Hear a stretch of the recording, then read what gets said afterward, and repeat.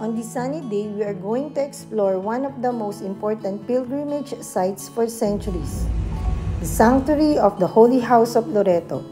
It is located in Ancona province in the Marche region of Italy.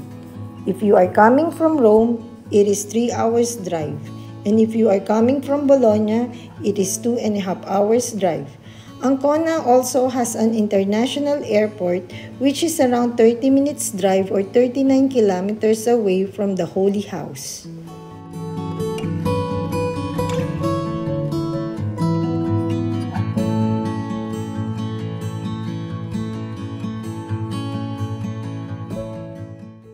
The Holy House is believed to be the original house of the Blessed Virgin Mary in Nazareth.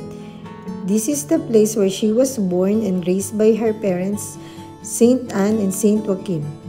The mystery of the Annunciation happened here, where Mary was greeted by Archangel Gabriel and announced that she would conceive the child of God through the Holy Spirit.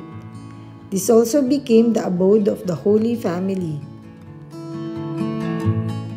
The Holy House is wrapped with ornate Renaissance-era marble in a large basilica. The Holy House of Loreto is an important Marian sanctuary since the 13th century. It has been visited by approximately 200 saints and beatified people, as well as numerous popes. The house itself consists of 3 walls of stacked stones. The house is now used as a chapel. Toward the front is a stone altar known as the Altar of the Apostles.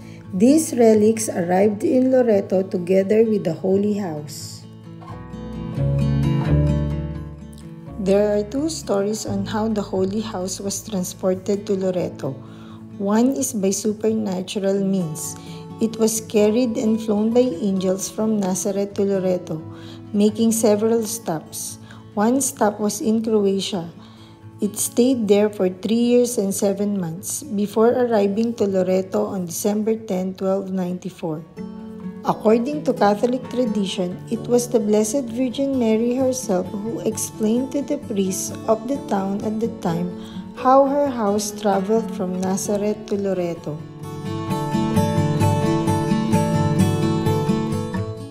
Some shepherds of the region reported to have seen a house flying over the ocean, held by angels. There was an angel dressed with a red cape, believed to be Saint Michael, who directed the others. The Virgin Mary with the child Jesus were seated on the house.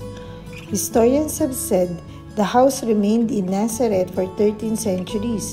Then on May 10, 1291, it suddenly disappeared. All that remained of the house was the foundation. The sudden disappearance of the house was noticed by everyone in Nazareth, leaving the entire community completely baffled. The second story is it was transported by crusaders to Italy by ship, financed by a Greek merchant named Angelos. Regardless of how the Holy House was transported to Loreto, archaeologists who studied the walls of the Holy House concluded that the stones used were from Palestine and not the typical stones of Italy.